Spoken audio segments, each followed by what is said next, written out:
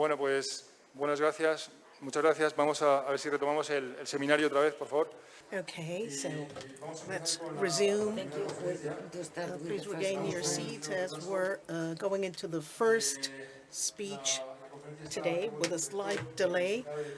This speech will be delivered by the Dean of the Pan-Atlantic University in Lagos on an African vision of African student mobility around the world, which is the main subject of today's seminar. So Juan, whenever you're ready.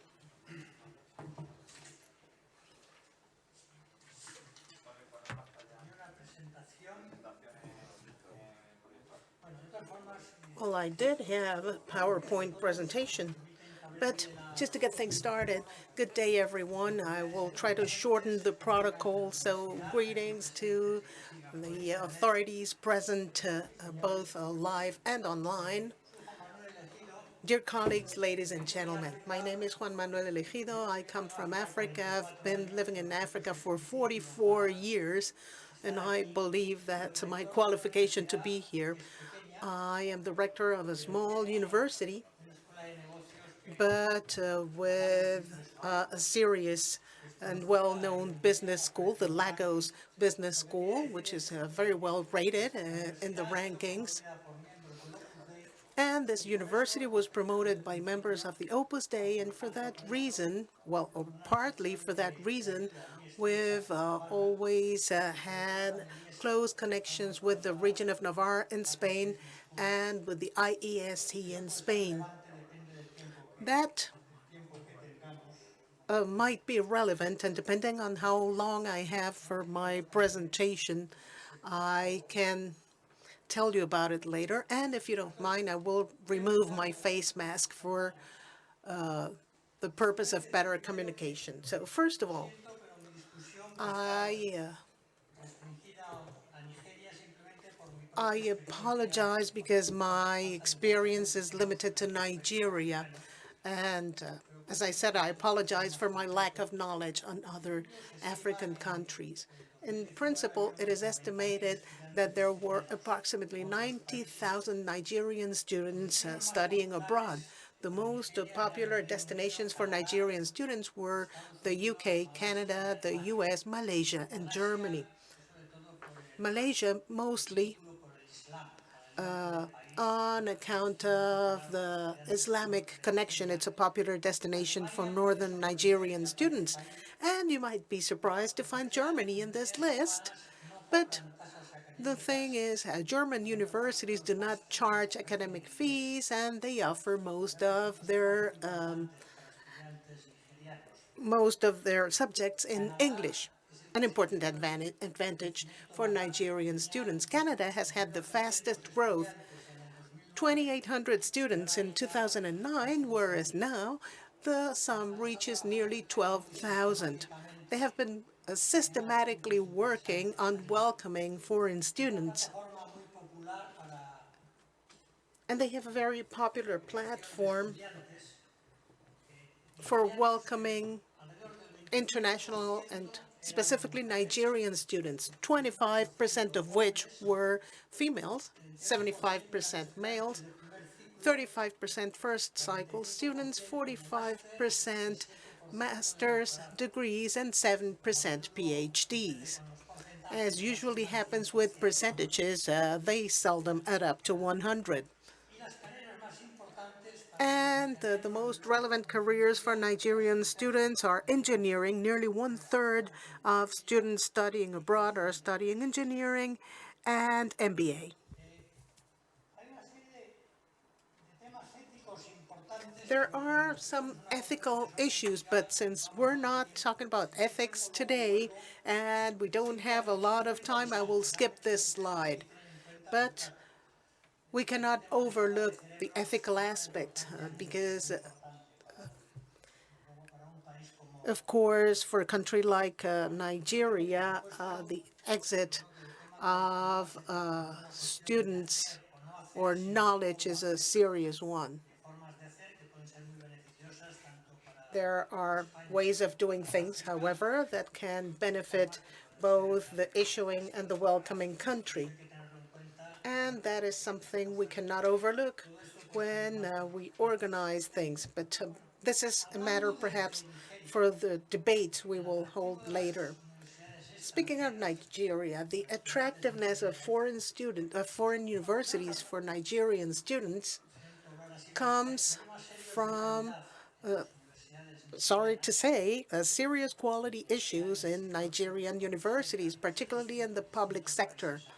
This varies from country to country in Africa, but in Nigeria there are serious issues in the public sector that also affect universities, including when it comes to resources. There is a paper comparing the public institutions in Nigeria for the most important universities and cities, and the average expenditure per student, considering absolutely everything and all sorts of subsidies, were $1,800 per year.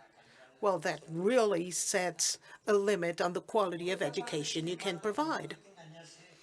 However, we mustn't deceive ourselves, and although this is not a scientific claim, I would say that there are 199 universities in Nigeria, out of which 97 are private.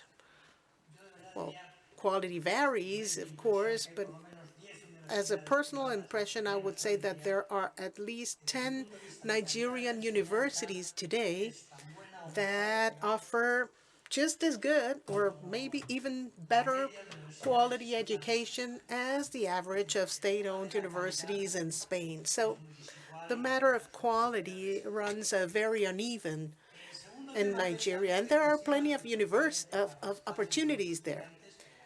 And there's another aspect that is highly relevant for the parents of these students who fund their education, is the aspect of employability. But I'm leaving that as a question mark because things have changed so much in the past decade. 10 years ago, any Nigerian student studying abroad and coming back to Nigeria had a guaranteed job, whereas things no longer happen that way today. It is now frequent to take a bachelor's degree abroad and then go back to Nigeria and spend 3 or 4 years unemployed after returning to their country. So it's not automatically guaranteed as it was in the past. And this goes back to the ethical issues I was only mentioning in passing a while ago. For many, studying abroad is just a stepping stone to migrating. The Nigerian economy hasn't been doing well in the past 10 years, and an expression has become very popular amongst Nigerian professionals: Plan B. In other words, if push comes to shove, we'll migrate. Part of Plan B is having your children studying abroad in case you feel you have to leave. However, from the student's perspective, the biggest advantage is the lifestyle of studying in Europe or America, particularly for undergraduate students. Also, seen from the Nigerian perspective, there are several obstacles to mobility that need to be taken into account. In the case of Spain, we have the language barrier. It's not an issue in medicine because there is a huge demand for medicine studies in Nigeria. And a Nigerian student would be willing to go to Hungary to get our degree in medicine. I'm only mentioning Hungary because the language is very, very difficult to learn. But beyond that, the language barrier can be a serious problem, and Spanish is not a widely spoken language in Nigeria. And then there are costs. Tuition costs plus traveling and housing, it all adds up. And I would say that in Nigeria, the specific problem goes back to the central bank policies, as they tend to extremely defend the value of local currency. And since the value of Naira is clearly unrealistic today, it is very difficult for students to have access to foreign currencies.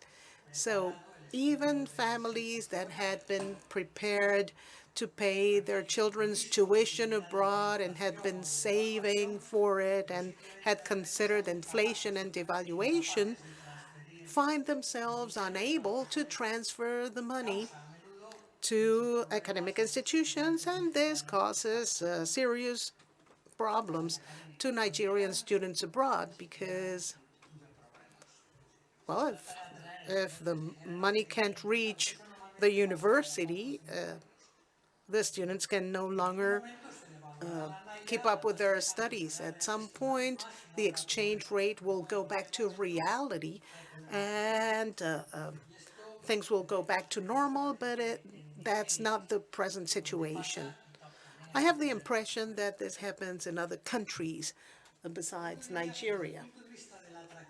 From the viewpoint of the attractive for Spain, it's been said that now Nigeria, 200 to 450 million inhabitants for 2045.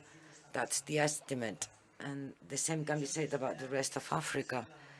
It will probably the greatest source of master students in the world. I was a dean of the Lagos Business School, and when we had Spanish trade visits from the embassy, from the trade office, and I had to welcome them. And it's very important to say that any investment in Nigeria has to be long-term. And I already said this 10 years ago. Maybe now everybody thinks that, okay, let's us invest in China and we all go to China. And we can now say that it's late to invest in China. We should have been in China 40 years ago. But 40 years ago, it was a great deal of risk. And those that invested 40 years ago are now doing really well in China. And that's the mentality for Nigeria. In the next few years, it might be difficult, but this is a high-risk stake. But it will be very positive on the long term. Something else that is also interesting from the viewpoint of universities is the internationalization that is so important for all universities to have diversity of viewpoints in the classrooms. As a teacher, I always value this very highly. And also the rankings in university. We don't like the rankings until we are well positioned in one of them. So the rankings are important, and internationalization is important in this regard. It can be an investment for the university to have a high number of foreign students. In general, Nigerian students are very good pupils, very good students. In a recent study from the Census Office in the United States, Nigerian students were considered among the best of the United States by their score and also by their very best economic performance. So Nigerians are very active in general, and they have many different qualities as students and can really provide value into a classroom. I would also like to speak about a myth now, the myth of the lack of university positions in Nigeria. If you surf a little bit in internet, the information that you can always see is that last year 1.8 students went through the access test to university, and they were only placed for 500,000. But the thing is that only those 500,000 had enough certification. In addition to the access test, you need to have certain credits. So today, Nigeria has places for all students that want to study in university.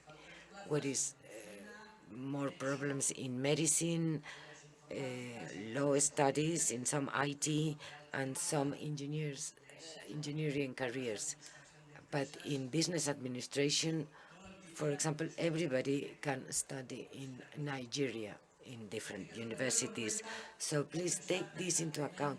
Don't you think that there is a great number of people that cannot study there, and that's the reason why they come here? No, they come here due to quality, because there is not a problem in Nigeria in relation to university places. Also, the problem of irregularity in the payments due to the currency or foreign exchange currency problems. Those students that study with scholarships from the Nigerian government, sometimes there are problems. The payment might be delayed for 1 or 2 years, and now, for example, Nigerian state is financially in a crisis, in a recession. Nobody is really paying anything. So university students are very low on the priority list of the government. The Nigerian students are very young. We should take this into account. They finish secondary education when they are very young, and they entered university when they are 16 years old. Some of them even with 15 years old. We have the age situation, and sometimes due to the type of secondary education in Nigeria, there's a focus on memorizing versus creative or critical thinking, and there is also the language barrier. So if we are really considering on a long-term strategies, those problems can be tackled together with what we can call a transition year in a special institution, so that people can spend this time learning Spanish and also learning some other subjects. But the problem of the teaching in Nigeria and some other Western African countries, the problem are not the schools, but the test system, the test that are more or less repeating formulas and list of names, and to a high percentage. Some other things that are important, how to get the visa. I mentioned Canada. Canada started last year a system called Student Express in order to enhance the visa that can be a nightmare on many occasions in Nigeria. Of course, the students very highly value a clear journey towards job permits and after graduation stay for 2 or 3 years.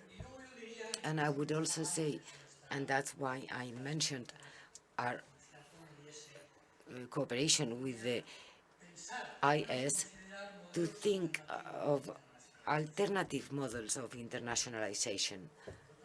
We at the Lagos Business School, the ES, the Spanish Business School, was very helpful. They were interested in rankings and internationalization, but not so much. So what they did was to help us in setting business schools in the Ivory Coast, in Nigeria, and in Kenya, and kept a relation with them. And that's very helpful for the rankings, also for the internationalization, and it has helped in creating very sound institutions. And because I'm running out of time, I believe it will be important and worthwhile to devote some time to this issue of ethical problems that I believe is really important. I have a problem with the mouse.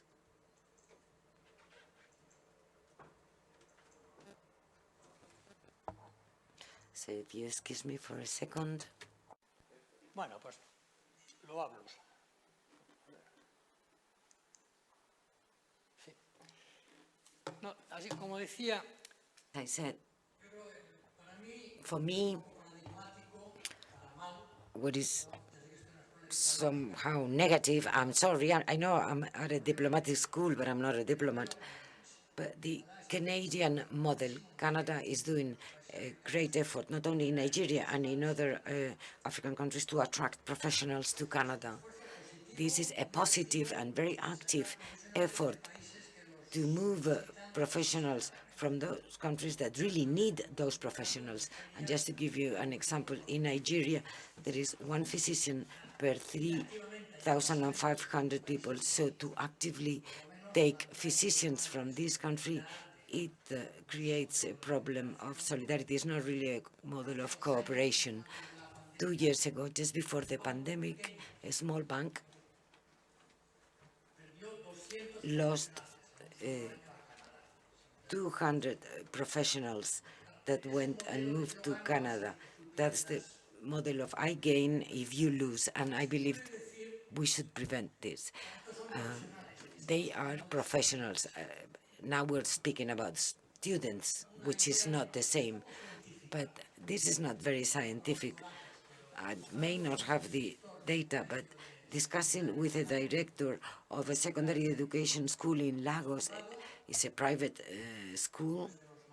It's not one of the most expensive ones. It's a very good school. And this director, the principal, was saying that 70% of the students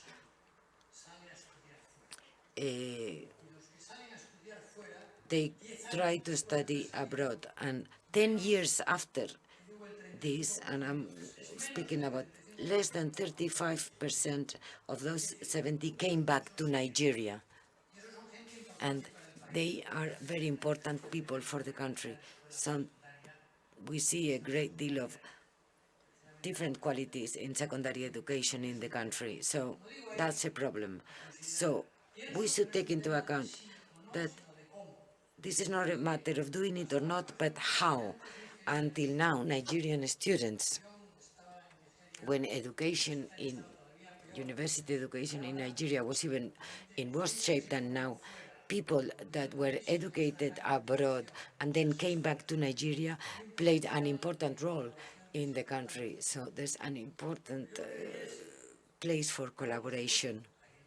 And of course, there's always the right of everybody that freely decide to want to study and live abroad. That's fantastic. This is not the problem. The problem is the attitude and the model, the general attitude and model. So it's very important to see what can we do to favor the return of those students to their countries of origin. And when we see the policies of some countries, we see is quite the opposite. And then that's the problem also of taking the best students with scholarships. The Lagos Business School, that is part of Pan Atlantic University, that is now the best business school in Africa, or that's what they say in the rankings. In the Executive Education Financial Times, we have been considered among the 50 best universities in the world. There's one in Germany, one in Italy, Spain. We know that business schools are also doing very well. And last year, we were ranked at the MBA ranking of The Economist among the best 100. You understand that when a rector says among the best 100, we might be ranked at number 99, but it's good. It's even good for an MBA. But the greatest problem, the greatest obstacle for our development as a business school is the great amount of scholarships or grants that institutions from other countries offer to the best Nigerian students. So for quality of an education institution, the quality of the students is very relevant. So if systematically the best students go out of the country, that will be a very serious problem. And just to give you an example of what the internationalization policies from the north and the impact they can have in the south.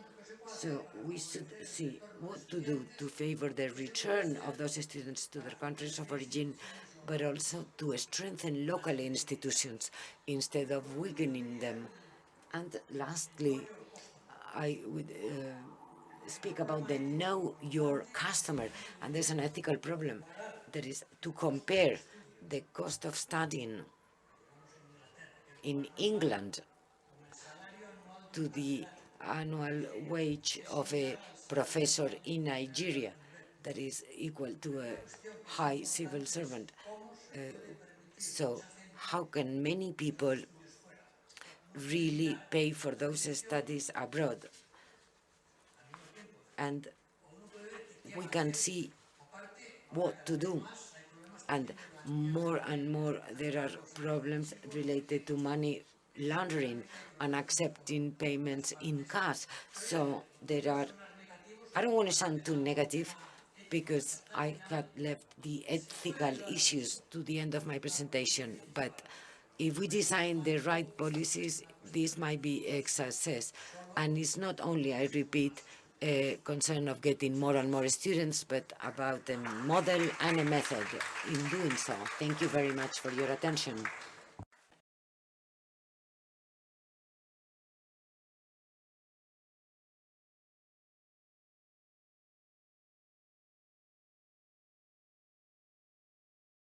Muchas gracias. Thank you so much. Welcome to this first panel discussion. I will have to briefly address you as an introduction. I will stress on briefly, we're behind, but last Friday I was interviewed by journalists to introduce or discuss about this seminar, and something I said is exactly what Professor Elegido said. I loved his presentation. My first destination in Africa was in Lagos. So even though the final picture was a bit negative, but the situation is much better now than when I went there. Yeah. You need a mask? Yeah, you have masks available here. Now, this journalist asked, why Africa? Why investing in Africa? And I said what the Professor Elegido has just said. To buy now Apple or Inditex shares might be risky. To buy China or Asia when the price is high is not very interesting. But Africa is like buying Apple at €2 per share. This might be a risk, but if we invest now, is how can we really realize some profits in the future? What do we mean by investing in Africa when we speak about education? A couple of comments. Spain has, and this might be debatable, but we have certain over-education capacity, too much. There are many universities, and our demographics make a reality that in 15, 20 years we will have less demand, because we know that there is not so much young education in Spain. From the other side of the Mediterranean, it's just the opposite. There's a growing demand, there's a growing population, and different factors explained by Professor Elegido of why there is an interest in studying in other countries. So here we have two opportunities, or one opportunity between both sides. What can we do to realize this opportunity? This is what we are trying to do today, to try to get some clarity and some ideas. In this first panel discussion, we will speak about the regulatory and institutional framework. Professor Elegido mentioned Canada, with the ethical caveat that he made at the end of his presentation, but I believe that Canadian policies are a model, in a way, a model of an open society, multicultural and pluricultural society that is not only in its own social integration, but also the ideas that compiles from all over the world. Those ideas come from different sources, homogeneity in the thinking is not positive. It's true that we need to see how education will go back to the countries of origin and how those students can contribute to their countries of origin, maybe not only physically, but with the results of their work. And I like this example, this Visa Express. We have a regulatory framework in Spain in the last 20, 30 years for the investment of in Spanish students. That's a priority for the government in public education. But we should also think about a more global and open society. What the Secretary of State said this morning, Mr. Muñiz, about the Spanish foreign action strategy in Spain. We need to get outside our comfort area. We should be present in other countries, as has been done by our companies, and by, we say that Real Madrid and Barça soccer teams are well known in the world. Spain, its culture has an international projection, and also our education system. But there are shadows, there are gray areas. Asia is not a traditional place for Spain, Eastern Europe and Sub-Saharan Africa either. And let us focus today on Sub-Saharan Africa with the question, what can we do? That's the question for this panel discussion. What can we do so that our regulatory framework would be as attractive as possible, as simple as possible, as integrating as possible of the African supply of education in Spain, so that is totally compatible with the interest of Spain of educating their youth, and also what the African students can contribute to Spanish students, and the other way around, how Spanish students can also study in Africa. This mobility has to have 2 lanes. And as an anecdote, when I was in Lagos, I studied, and also at Legon University, and then I studied economics at Oviedo University, and then in distant university, the UNED. It's not only what you learn in the classroom. I believe that the potential for a young student going, a Spanish student going to an African university, the potential is really great. So when we speak about two-ways mobility and talking about this panel discussion, we have with us Alfonso Gentil, that has already been introduced this morning. I'm not going to introduce you the full CVs if you apologize me. Alfonso Gentil has a degree of law by Seville University. He is a civil servant, and he was director of the unit of higher education, internationalization, SEPIE, also in the Ministry of Education and Sports, and since February 2021, director of the Spanish Service for the Internationalization of Education, and therefore a career devoted to education and internationalization. We also have with us Rosario Bernal Garcia in Bucharest, Managua, Brussels, director of the Foreign Action Program, technical advisor, where we had contact in the past, and since 2017, director of Foreign Affairs in the Ministry of Foreign Affairs. She worked with us in the first period of the COVID pandemic, where we had to return Spanish from all places in the world and in the most difficult and extreme conditions. And I benefit to acknowledge her work and her help. And she can speak especially about the visas and their situation. Secretario de Becas de Ghana, él es licenciado en Administración. Of grants in Ghana, and I was also studying in his university some time ago, and he has especially worked in banking and business, and he was also university professor in Ghana, has worked in the Agricultural Development Bank since 2017, directs the Scholars Secretariat in Ghana. Ghana is special country. We have the image that if an African country sends their students to Spain, it has to be through grants, but this is not necessarily the case. And Ghana has a certain number of students in University of Valladolid, paid and subsidized by the government of Ghana. And they are also interested in medicine students, and there is a new memorandum of understanding with Cuba. And this is what the government of Ghana wanted those students to finish their studies in Spain. And I hope I had a chance to speak about this later on. And we have Sebastian Bruque, Vice Rector of Internationalization at Jaén University and member of the Task Force of Internationalization at CRUE. He has a degree of economy, a professor of marketing at Jaén University. And if you allow me, I'm not going to introduce all your CV. He has written books, and he is vice president, or has been vice president of Internationalization at Jaén University since 2015, and chairs the Internationalization Task Group of the CRUE since 2019.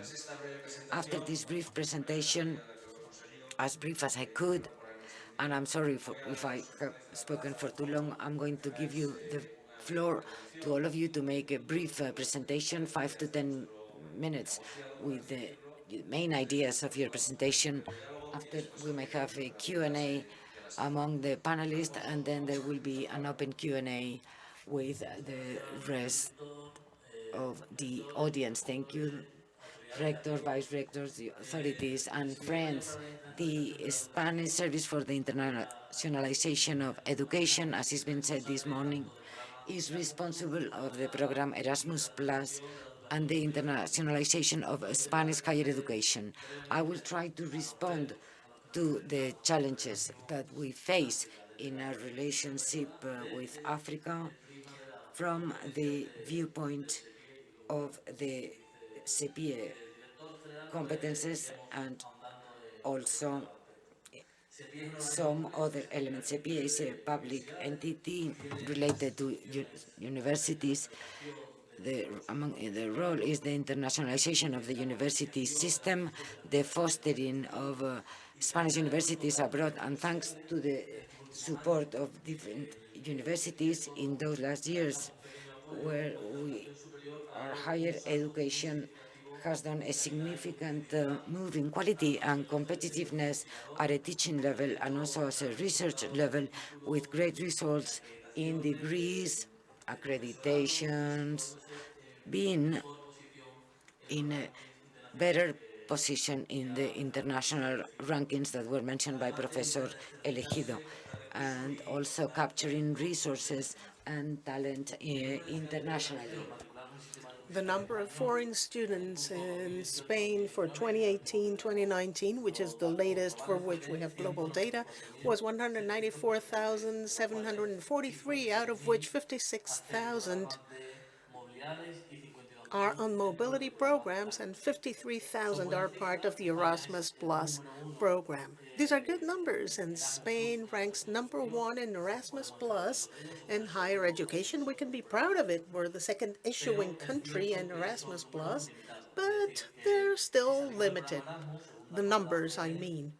According to OECD data, Spain still shows low values in the arrival of international students, as we only have 0.9% in undergraduate, 8% in master's degrees, and 15% in PhDs, placing us below the OECD average. So we have an important challenge in terms of attracting international students.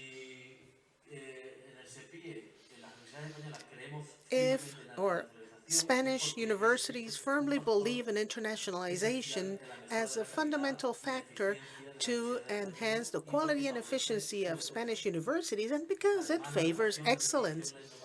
And innovation and research are important drivers for growth and prosperity. We have a high-quality university system, as shown by our place in the different rankings, particularly in terms of the different disciplines, And we just have to grow the number of international students. So we need to enhance and favor mobility. To fulfill this mission, we have participated in different functions of our competence, like organizing student fairs, like Study in Spain, to promote our universities. And we also go to international universities, EAE, for instance. We sign agreements and MOUs to generate bilateral university mobility via scholarships or via fast-track processing of paperwork. As part of this global competition for talent, we need to continue to adopt measures to facilitate the entrance of students, professors, and researchers into Spain.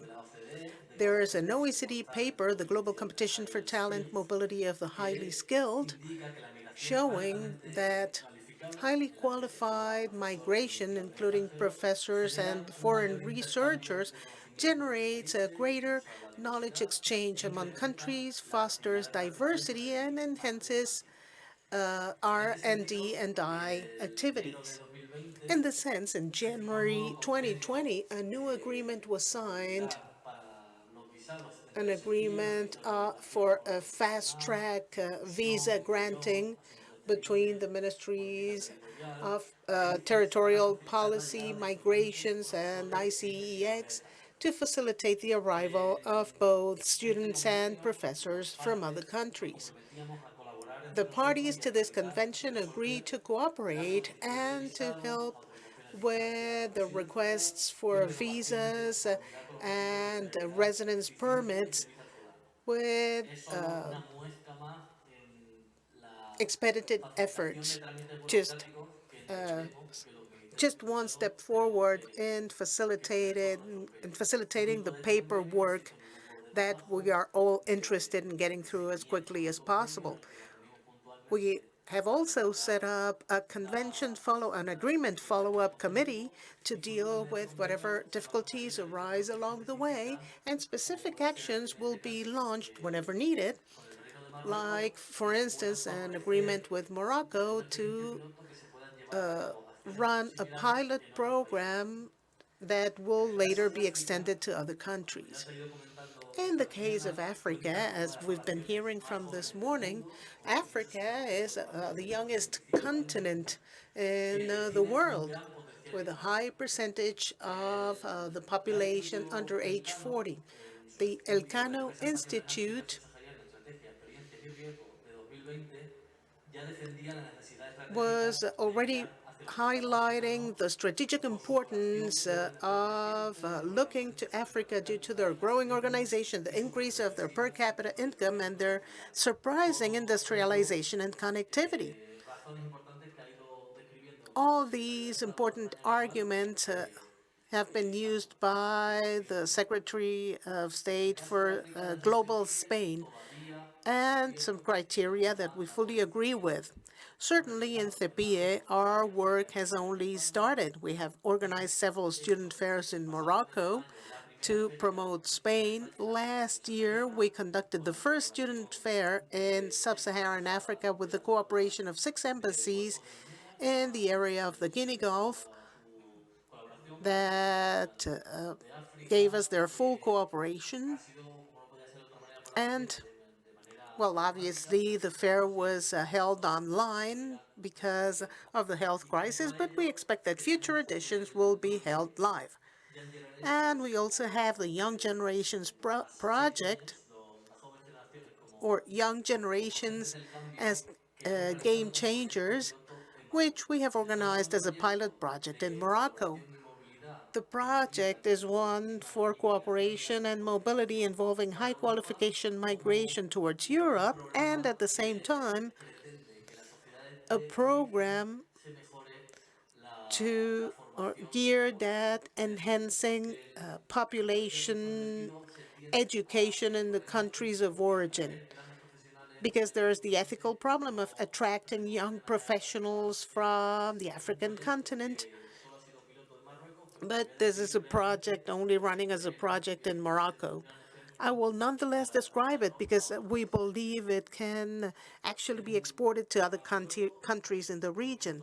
It's a pilot program funded by or as an association for mobility by the Central Immigrations Committee of the EU, with a term of 26 months and a budget exceeding 2.6 million euros, out of which 95% have been granted by the EU and 5% by SEPIE. This is a project in agreement with the Sustainable Development Goals of the UN and with the 2030 Agenda. So we're seeking to reduce inequality within and among countries. This project has had the cooperation of the General Directorate of Migrations of the Migrations Ministry, the OIM, 3 Moroccan ministries, Foreign Affairs, Cooperation, Higher Education, and Scientific Research. And the pilot has 3 stages. The first one that took place in Morocco to identify key socioeconomic sectors in the countries that need to be developed. Students are selected to be sent to Spain, and the visas and permits are facilitated for their arrival to Spain. And then 100 Moroccan youths are studying a master's degree on subjects like agriculture, engineering, aquaculture, architecture, etc., in a Spanish university. And when they graduate, the students have to do or write a paper that is to be implemented as an entrepreneurship project in their community of origin once they graduate. This was a very important part of the program when we filed it to the EU. And finally, a reintegration stage when the student goes back to their country of origin, Morocco in this case. And there's also an award for the top 10 papers. Well, at the beginning, it was supposed to be 10 awards, but it has been extended to 23. So the idea was for Moroccan students to come study in Spain to prepare themselves to go back to their community of origin with a project that will benefit their own community. So it's a project that not only enhances the level of education, but it also helps these people find employment in their own country, and therefore not needing to migrate away from their roots. And this, if the pilot works, the aim is to grow it towards other countries. Thus, Spanish universities have taken, I would say, a quantum leap in terms of quality in the past few years, but we still have a lot of work ahead of us. We need to continue to invest our resources and our interest in Africa and further broaden our aims beyond mobility and Erasmus+, because mobility means not only an improvement for the university system, but also a better sustainable development for all. To continue facing these challenges, be aware that at SEPIE we are here to assist and foster any actions that can result in favor of both education or the education system in both countries. Thank you very much. Sorry if I took too long. Not at all. Thank you very much, Director. Maybe we can continue to talk about these pilot projects later during our discussions, because the project sounds very impressive. And maybe together we can find a way to get the gears going with the legal and strategic frameworks that we will discuss in the next session. Maybe Rosario can tell us about it. I apologize that you've been sat at a different table. I'm assuming that's on account of COVID. But I'm sure you can tell us about the visa programs and how they have been accelerated. Thank you very much, Rosario. The floor is yours. And thank you very much, Director. Ladies and gentlemen, I'm here to talk about an aspect that is conceived often as an obstacle to foreign education, the visa process.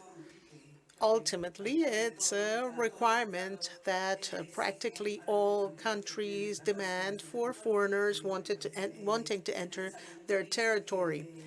So it is a formality, but it has to be met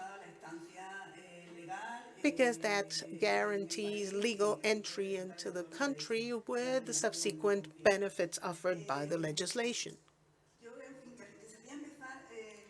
So I would like to start with a few brush strokes on statistics, student statistics specifically. All the efforts Spain has been doing to internationalize its education are actually bearing fruit, as the statistics prove. In 2011, we granted 33,000 student visas. I won't say 10 years later because this year and last year hardly count for statistics, but taking data up to 2019, we granted nearly 90,000, thus nearly tripling the number of student visas in under a decade. If we break down the statistics by geographic area, the participation of the African continent is rather low. If it was only 4% of the total in 2011, in 2019 it barely reached 8%. Well, the percentage has doubled nonetheless, but if we run a study within the African continent, we will realize that nearly 80% of the student visas are granted to students coming from the Maghreb region. If we concentrate in sub-Saharan Africa, the number is greatly reduced. The number of students, only 1,800 visas in 2019, out of which nearly half come from Equatorial Guinea, meaning that on a country-by-country breakdown,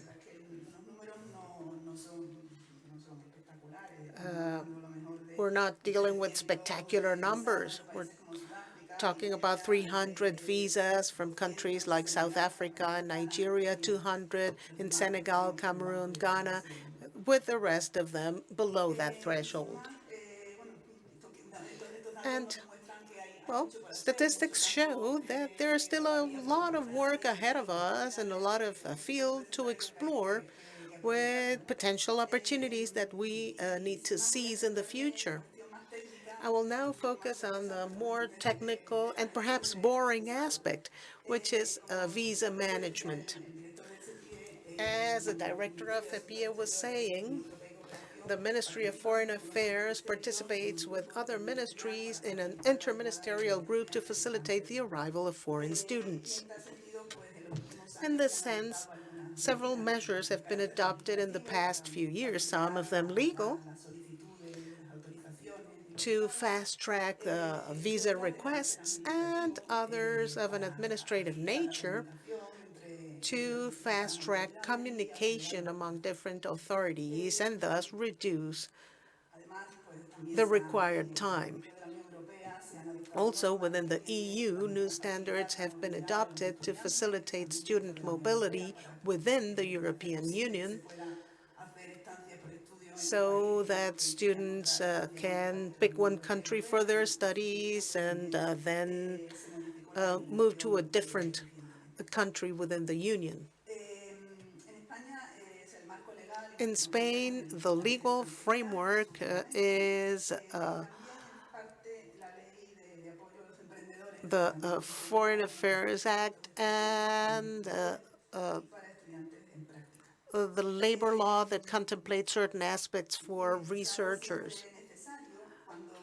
A visa is always requested for courses exceeding 90 days. If a student visits Spain for under 3 months, they may not need a student visa. They might require a Schengen visa if they're coming from outside the Schengen space, but not a student visa. Beyond 3 months, a student visa is always required. To apply for a student visa, there are academic requirements. You need to have been accepted by an officially acknowledged education institution for full-time studies in a program or a curriculum leading to an academic certification. Also for research or teaching activities, or to participate in student mobility programs, or for a non-remunerated internship, or for volunteer services seeking general welfare objectives. Beyond that, there are certain financial requirements. Well, in Spain, these are not very heavy requirements, but that, of course, is up to each individual circumstances.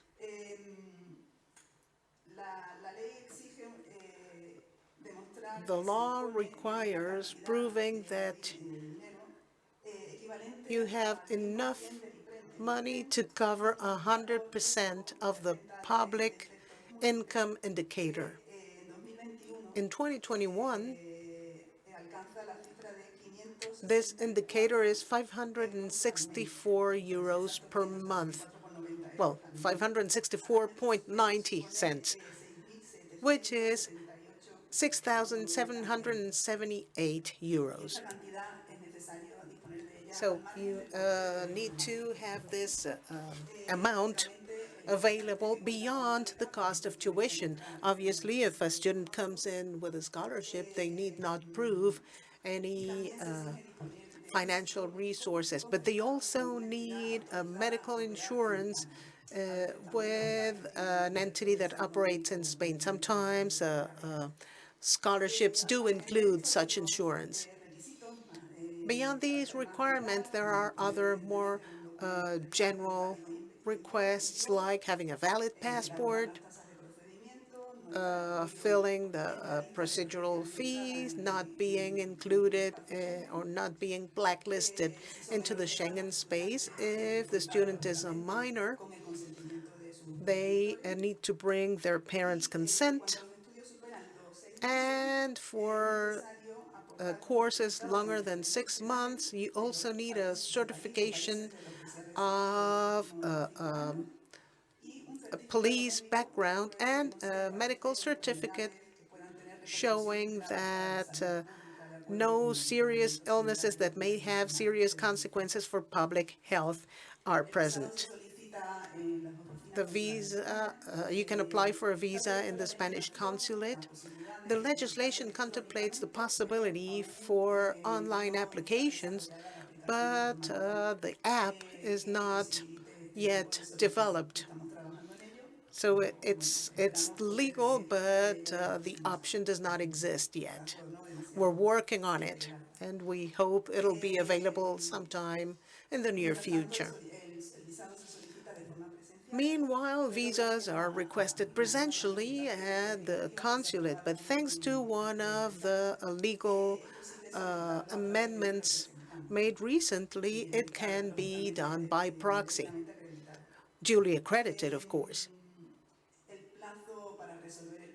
The term for visa granting is similar to other countries in the region, usually 1 month, although sometimes it can be ready as soon as 2 weeks. There's a slightly faster procedure for researchers, entrepreneurs, and interns that can be expedited in 10 days. This visa authorizes a séjour which does not imply a residence authorization. So a student visa does not qualify for the application of a resident visa. If the studies exceed 6 months, the visa is granted for 3 months, and once the student comes to Spain, they have to go to a police station to get a foreign identification card for the rest of their stay. With the legislative reform from 2018, you can now apply for a student visa directly in Spanish territory as long as you have migrated legally and requested in the 2 months following your arrival. We do not recommend this option, however, because once you're in Spain, it may happen that you exceed the 2 months and therefore the application is no longer valid, or it might require there are paperwork that might require the presence of the student in the country of origin, or simply your application might be denied and therefore you might find yourself illegally in Spain. So we usually request to get the student visa at the country of origin before traveling. The legislation allows students to come to Spain accompanied by their relatives. Only the spouse and children under 18 or disabled. Obviously, if you come to Spain with your children, the economic requirements are more stringent since you have to add an extra 75% of the indicator for the first family member and an extra 50% for each child. And well, finally, the legislation also allows students to work under a student visa within certain limits. A student may require a work visa as long as it is compatible with their studies. Therefore, the options are limited to a part-time contract, or if it were a full-time contract, the duration of the contract cannot exceed 3 months, and the schedule cannot overlap the studies schedule. And to close, I would like to refer to the present situation and how this pandemic affects the mobility of students into and from Spain. Well, since the beginning of the pandemic, Spain was never closed to the arrival of foreign students. And in all the standards and measures taken from the beginning have always contemplated the legal entry of students as long as they fulfill the 2-week quarantine before the onset of their studies. As for students that do not require a student visa, that is, students that will stay for under 3 months, they're also welcome as long as they prove they are participating in a program leading to certification. Well, obviously, beyond this, you need to fulfill the health criteria like filling the health control forms, vaccination certifications, etc. And well, I wouldn't want to take much longer of your time, so I will only say thank you very much for giving me the opportunity to participate. Thank you, Rosario. I was in charge of visa granting years ago, many years ago, and I see that many things have changed since. There's also the possibility of applying for a visa online or by proxy. But, well, particularly for those who are streaming this meeting, I think it's important to see all these details you mentioned. And I'm under the impression that the visa, getting a visa, a student visa, is a minor problem or inconvenience. And if you can prove that you don't have a police record or a serious disease, or if you can prove you've been accepted by an education institution, it doesn't seem like things are a lot more complicated than that. We will later talk about the Canadian Visa Express or Express Student Visa, particularly because some people complain about being denied a visa, whereas the actual numbers show that very few students are turned down, very few visas are denied.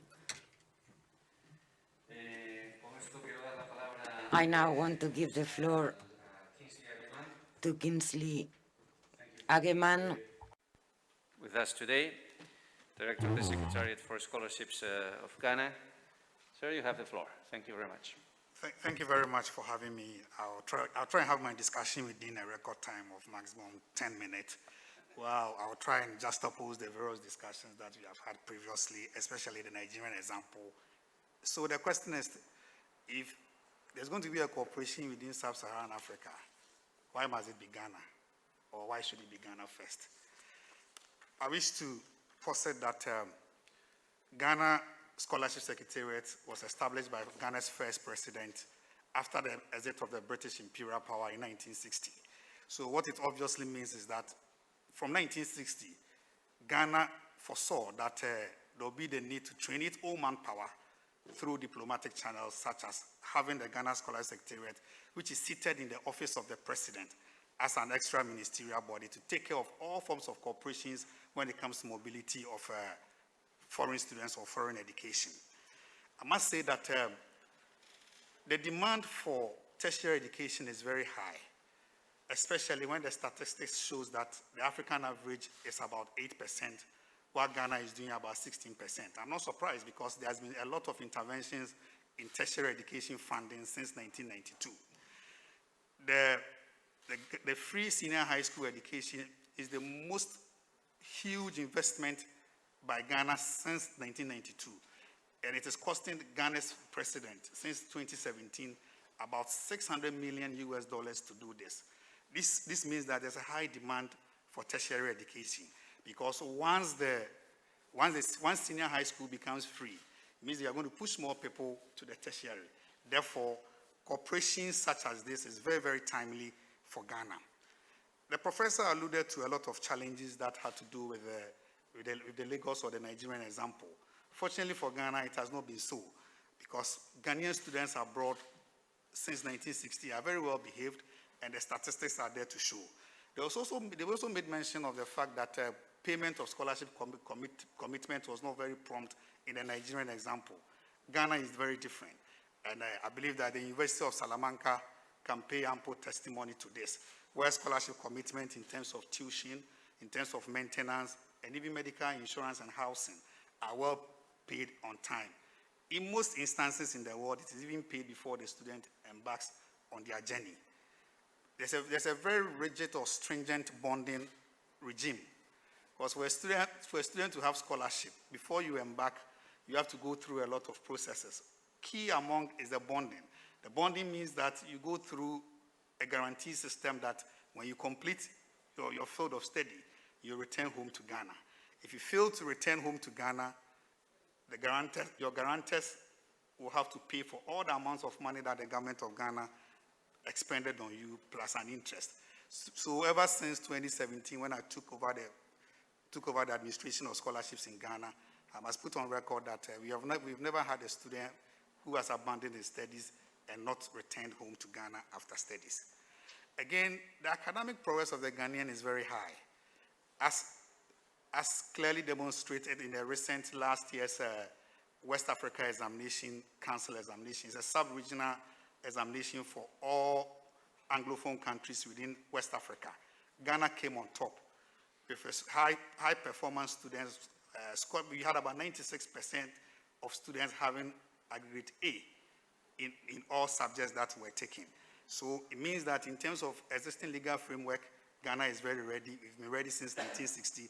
In terms of the tool for the cooperation, which is the student, Ghanaians are very well behaved and Ghanaians score very high.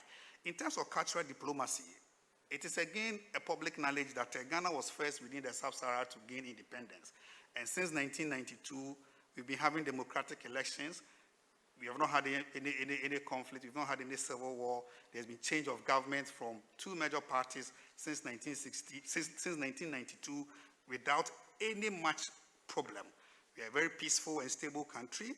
And I must say that visa requirements or visa acquisition is not difficult because of the diplomatic ties that we have with almost all nations that we deal with. So visa, and most of the time, because all the students that embark are sponsored students, because the major issue, as my colleague alluded to, had to do with sponsorship. So if you have financial guarantee your financial guarantor being the public, being the government of Ghana, then there's no much issue to worry about. In terms of job opportunities, the professor on the Nigeria raised issues about graduate unemployment and stuff like that. Ghana, that is Ghana Scholarship Secretariat, together with the Ghana Investment Promotion Council, is established what we call a labor bank. The labor bank simply means it's a skill set database where the student has opportunity to populate their skills and competencies on. So for instance, if we have a lot of students graduating from Spain, and there's a Spanish company interested in investing in Ghana, then the first point of labor becomes the students who have graduated in Spain, because they understand the socioeconomic dynamics of Spain, because they have lived in Spain before. We have had a very clear example of CIMAF Cement, which is a Moroccan country, where CIMAF was investing in Ghana. The first point of call was the students who have graduated in Morocco, because since 2002, we have had a lot of students mobility in Morocco. So job opportunities after graduation is not a problem. To be able to do this and do it very more, and to be able to consolidate it, Saturday, 26 June, we're going to have a job fair in the UK. A job fair basically is to bring all sponsored students within the United Kingdom to come and meet potential employers, and also to give opportunity to the scholars to be able to interact with industry. So the theme is linking academia with industry, because I believe that everything that we have to do academically should be able to solve a problem in the wider society. In August same this year, students within the Schengen area will also have their job fair, again with the same objective as I alluded to. And I think the Berlin mission or Berlin will be the host for this labor fair. So job opportunity is not a problem. In terms of annual spending, my secretariat has an annual budget of about $35 million US. Out of this, about 25 million is spent on foreign education. If you indulge me a bit, I would like to run you through quickly the countries that we have, and the number of students that we have in those countries as at this 2020-2021 academic year. In the United Kingdom, we have 520 students.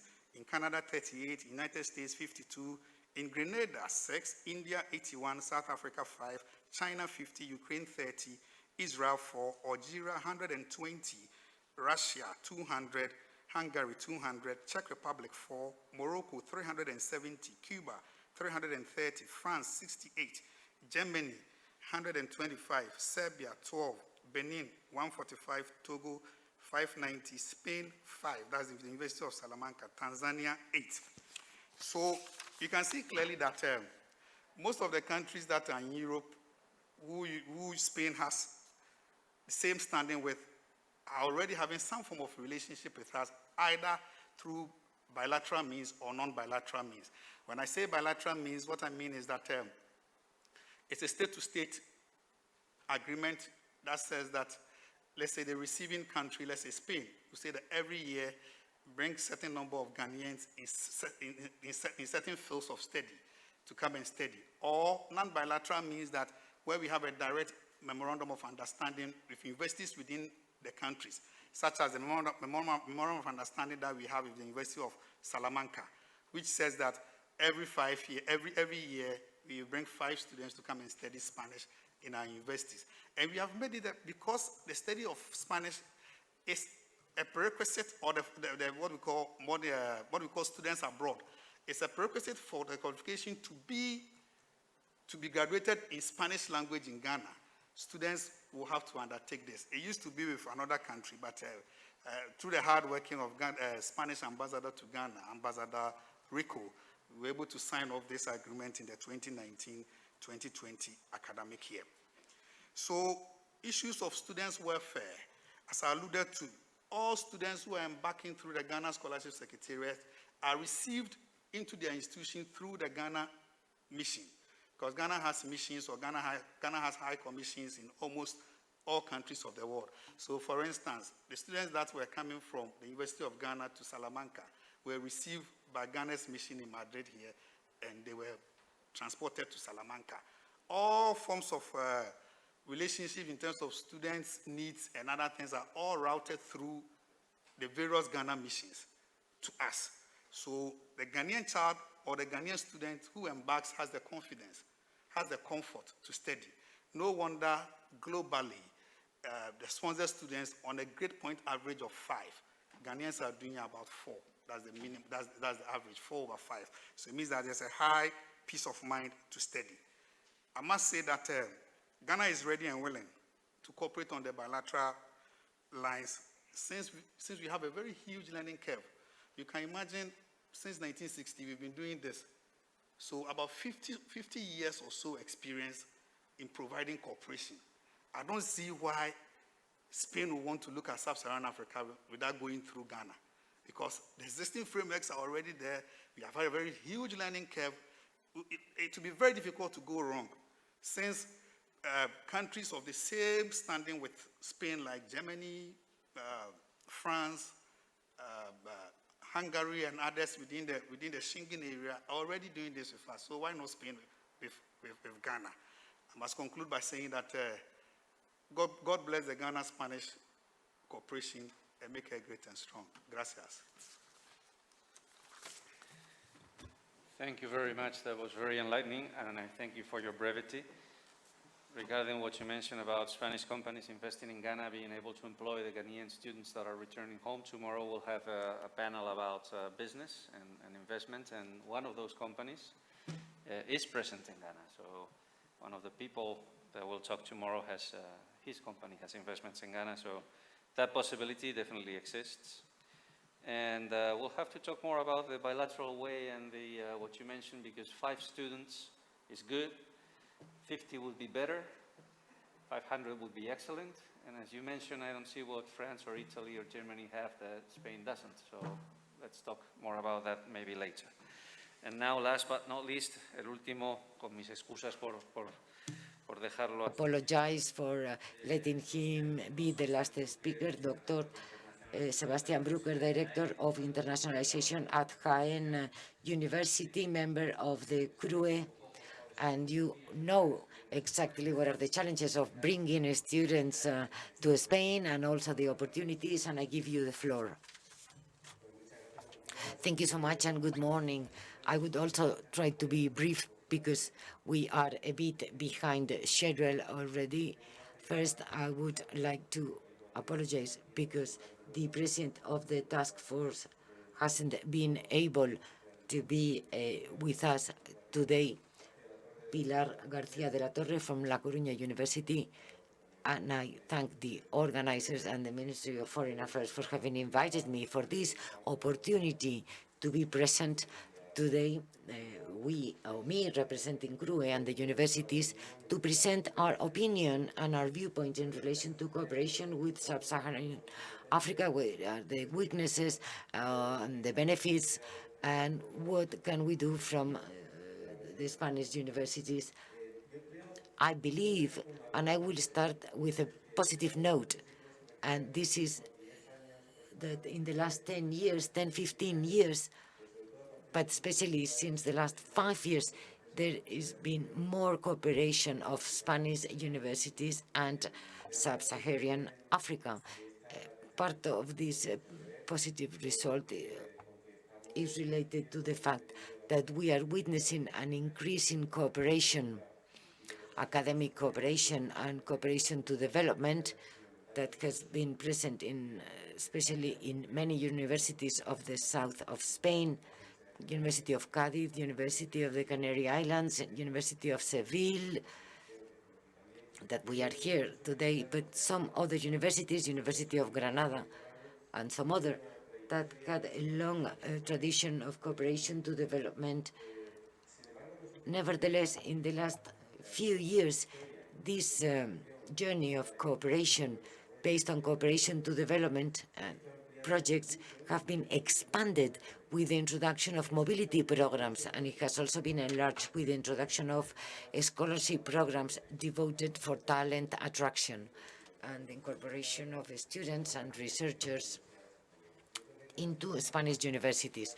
This has been one of the main stimulus and new things of the last few years, also thanks to the effort of the European Commission and the SEPIE in Spain as the National Erasmus Agency to increase the funding that is devoted to mobility, especially the former Erasmus program with African countries that Mr.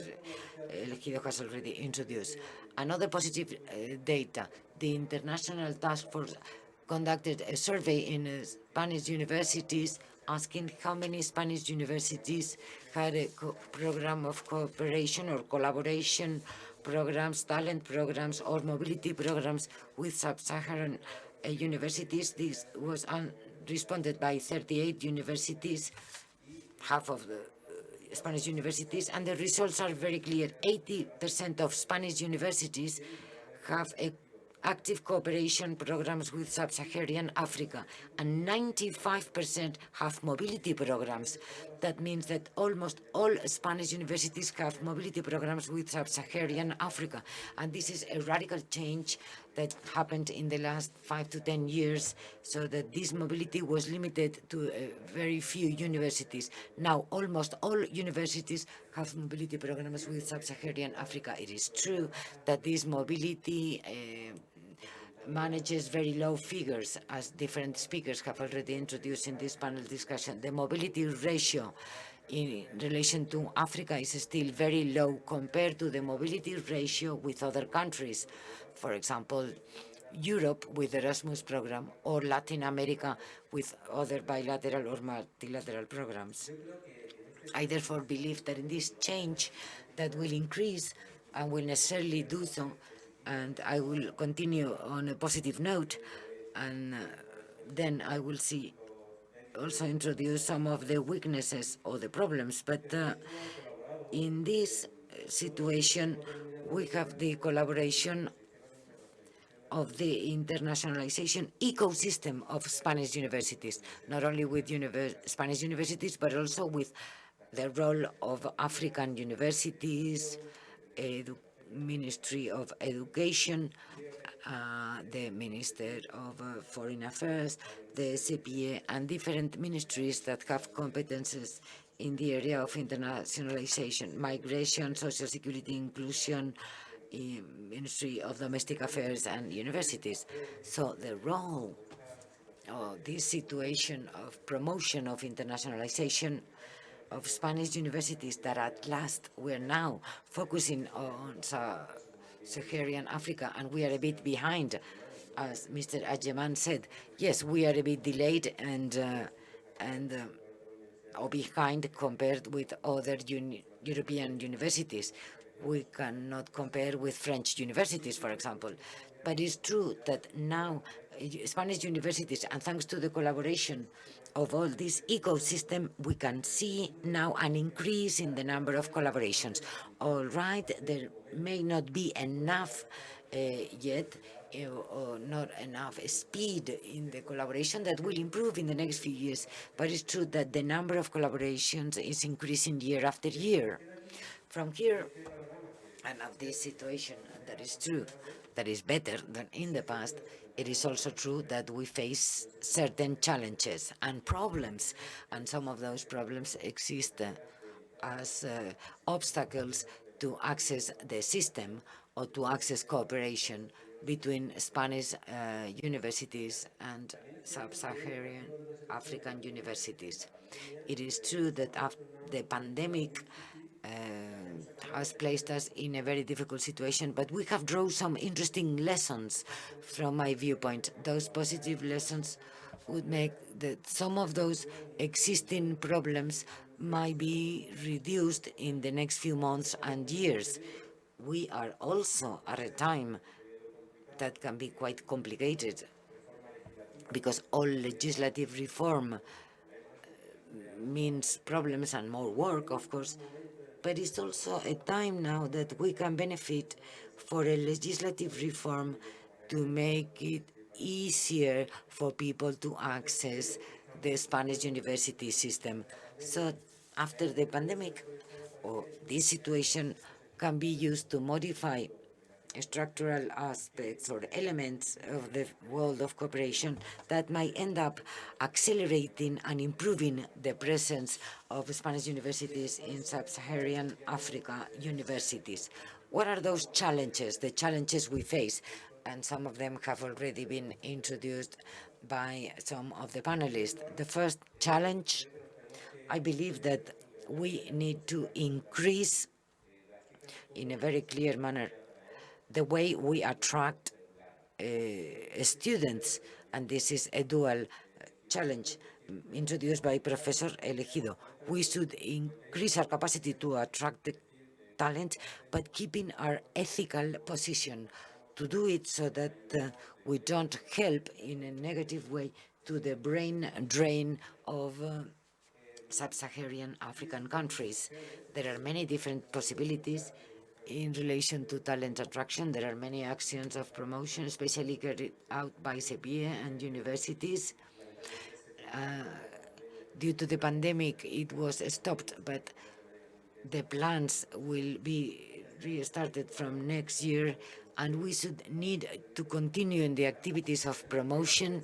We need to benefit from the existing network of contacts of the Spanish universities with sub-Saharan African universities to attract more students, those that do a full cycle, graduate and postgraduate, and we need all the elements of the ecosystem to work together in reducing the obstacles of entry to those students coming from sub-Saharan Africa. And we now have one of the problems that has been a little bit of a pain if we don't sort it out in the next few years, which is the access and admission of international students to grade to be there's a test, obligatory test for international students that is now new. For those students, this test was discontinued from 2016 that ruled the non-compulsory nature of this test. This has changed, and now it's an obstacle when promoting the access of international students. And there are different agreements being negotiated now, and I believe the Ministry of the Universities and Education and universities are now aligned because there's going to be a compulsory test to access university. We hope that the test is not an obstacle, and this is something important that we might take into account. We need to understand the linguistic problems also. The Spanish-speaking world in Africa is quite reduced, so we need to go towards a test that is open, flexible, that can be carried out online on several occasions every year, so that it does not make compulsory the fact of speaking Spanish. Otherwise, this would be impossible for certain students because there are many degrees that in Spanish universities can be studied in English, and we will be working on that in the next few years. And I'm not going to dwell too much on this, but something else, another challenge, is the applying for a visa, as has been introduced by the Ministry of Foreign Affairs. But there are certain proposals from the agreement signed in March 2020 with the collaboration of all public administrations on how universities can also contribute in the digitalization and information transfer in relation to the demand for entry of international students in Spain. So this system of digitalization and implementation of information transfer between universities and public administrations has to be revisited and promoted so that we really give them an easier access to our system. And there are some other proposals that I would like to mention here. The Ministry of Foreign Affairs and the Ministry of Social Security and Inclusion, which is to make some easier ways to enhance the entry of regular students in our system. For example, students stays for the whole academic period. There are certain countries in Europe that already have this system, and it works really well. It's subject to the necessary controls to see the evolution of the student, of course, but allow to discharge this workload to the different government offices in the different provinces or states. As the representative of the Ministry of Consular Affairs says, we have moved from 30,000 to 90,000 visas in 4 years, and this figure can rocket in the next few years. So maybe if we can make a reform, a legislative reform in this regard, so that there will be an authorization of a stay with a validity of full master or full degree, bachelor's degree, it would be a way to enhance the entry of those students that are always, of course, always subject to some control or monitoring. Those are the main, from my viewpoint, the main challenges, the access and admission, and on the other, everything related to visas and consular affairs. And there's also a third challenge that is the responsibility of the universities. How do we organize the scholarship system? Scholarships for mobility, and this is more technical and is related to the European Commission because they are the main funders of those scholarships. But also, how do we organize those scholarships that might have a more ethical and economic and social impact, as Professor Elegido said, in those sub-Saharan countries? We should invent or reinvent or revisit those options that will allow to attract the talent and provide some scholarships that would not end up being negative for those countries. One model can be the young generation change agents model that with Morocco that can be expanded to other countries, but from universities we can start initiatives with the participation of other institutions so that those institutions can enhance the return of those students to their countries of origin so that they can contribute to the social and economic development of their countries of origin through agreements with companies, public and private institutions, and mixed internationalization ways, hubs, mixed campuses, and those avenues haven't been explored yet by the Spanish universities, but that universities of other countries have a long tradition in doing so, and maybe we can learn from those good practices. And this is more or less what I wanted to present in my presentation. Thank you for being so fast. I don't know if the interpreters will be so thankful. No, they will probably be not after the incredible speed you have identified the problems, the obstacle in relation to the admission test. That is, seems like we are ourselves adding difficulties to the students, and the aim is to do it as flexible as possible. That's fantastic. I'm not an expert in this subject, but I know a little bit more about visas. Sorry, excuse me. Excuse me for, please apologize me. And yes, I know a little bit more about visas, and I believe that all the improvements, even though it's a complex subject, are very welcome, because without really getting into the details, we were going to have a discussion, but because we are already half an hour late, maybe we can use a little bit of the coffee break. But I would now like to invite the audience to ask some questions to the panelists. Any of the members of the audience would like to ask a question? So I'll do it myself, and I will be really, really briefly.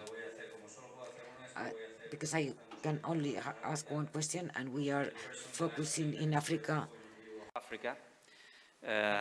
Mr. Agueman, I wanted to ask you specifically one question. In your point of view and from what you've heard today about the difficulties, what we're doing, the situation with the visas and everything, what would you say are Spain's main shortcomings, things that we should get in order to attract more African students?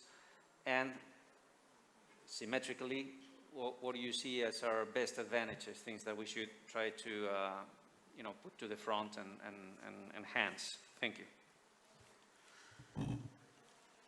Thank you very much. I think the foremost thing, as has been already been alluded to, is Spain's, the speaking of the Spanish language is not very adequate in Africa.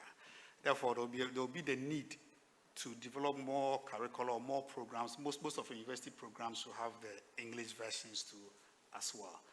And then the second thing that I think you can do is that for us in Ghana, it is very well structured in terms of mobility, an agency of government to deal with.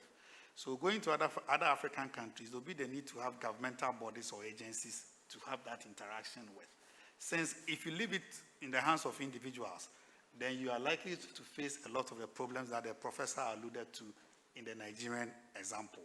But if it goes through a government agency, which is well structured, then there wouldn't be any challenge.